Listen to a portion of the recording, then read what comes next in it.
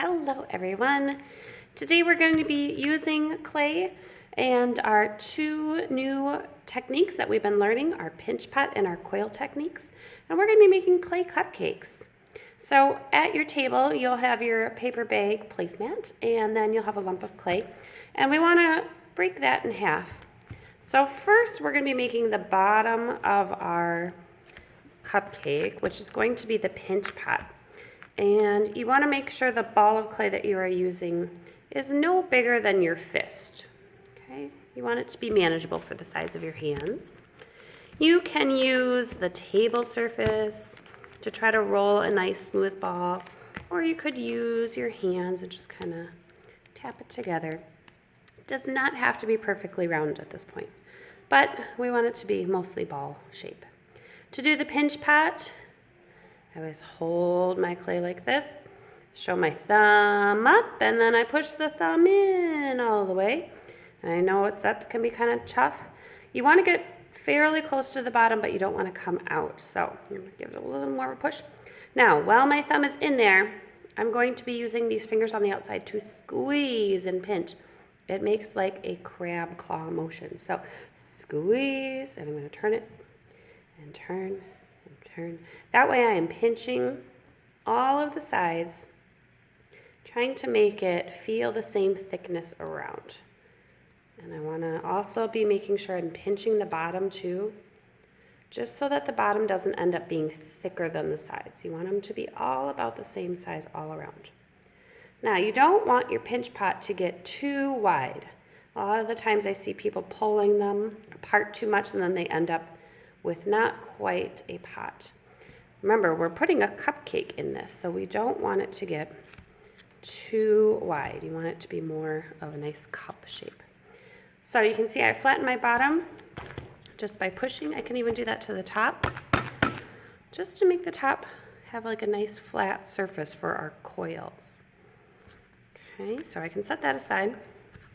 Now I'm going to take my other chunk of clay. I might even break this off because this is kind of a lot. And we're going to begin rolling out our coils.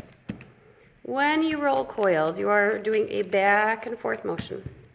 And I always try to start with my hands really close together. And as I roll, my hands spread out. It's kind of hard to do this with my paper bag moving on me. All right, so as you can see, I'm rolling and it's stretching.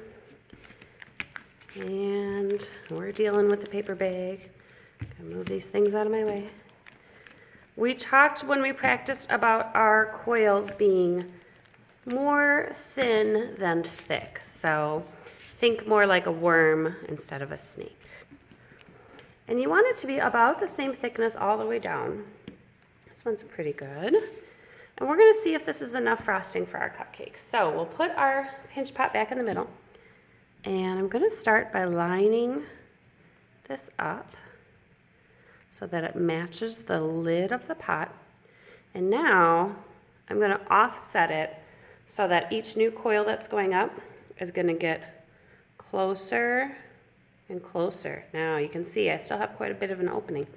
So I'm going to set that aside. I'm going to get another piece. I'm going to continue rolling. The smaller the pinch pot, the less frosting you need. Okay, so you want to keep that in mind. If you have a big old pot, well, you're going to need a lot of frosting. All right. You know what? If it's really bothering you, like this is kind of bothering me, I'm going to take that off. And oh, it's much easier to roll on the table. Just means that I'll have to wash the table when I'm done. That's not a huge deal. Okay. So we got our next coil. I'm going to put my work surface back down. Now, what I want to do is I'm going to unwind this actually, just a little bit here, and take my old frosting and my new frosting, and I want to try to rub those together there, so it will be like one continuous piece of frosting. Okay, so we're going back to our winding around. See, our opening is getting smaller and smaller, and I think we're going to have plenty this time around. And done. It's closed. Okay, so you can cut off, or oops, pinch off your extra. There we go. Now, very, very, very important. Everyone must do this step. You need to lift your frosting off, and notice how it's all kind of coming apart. So you want to hold it in your hand, and if you look on the inside, you can see all of those rings. What we need to do is we need to smooth them out. So I'm going to use this tool, and I'm going to use some of my water. Okay, so if I get the coils a little wet, and I use my tool like this, I'm going to smooth out all of those lines on the inside, okay? Because if it's all smoothed together, this frosting then will act like one big piece rather than a long coil. It's going to hold it together so much more better for you guys, okay? And just take your time going all the way around. This little green knife tool works really good for this part, okay? So if you look at the inside, you can see I went all the way around. I'm going to get my fingers wet. I'm just going to rub that nice and smooth. If you leave anything looking rough and bumpy today, it's going to be sharp when it comes out of the kiln. And you don't really want to touch and handle something that's really sharp.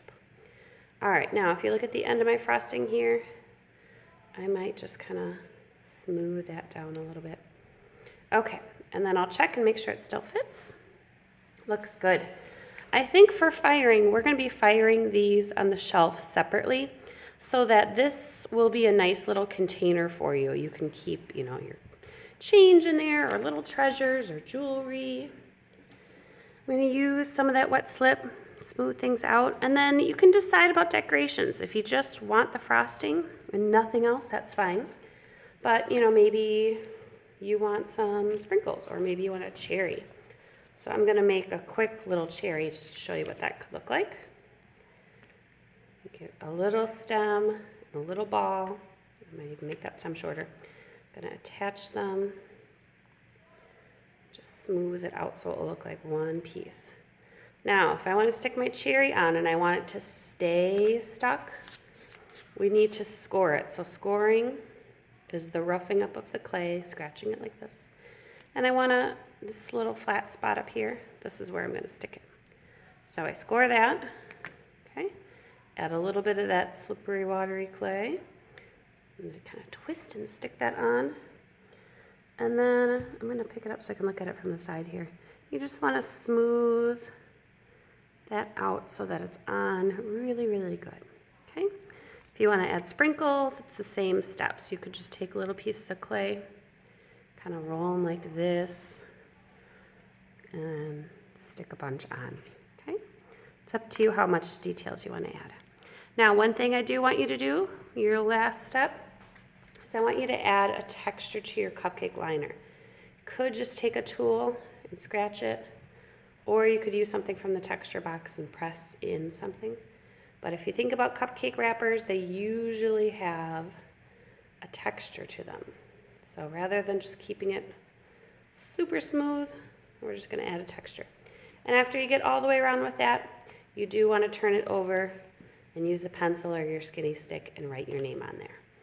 Okay, and there is our cupcake.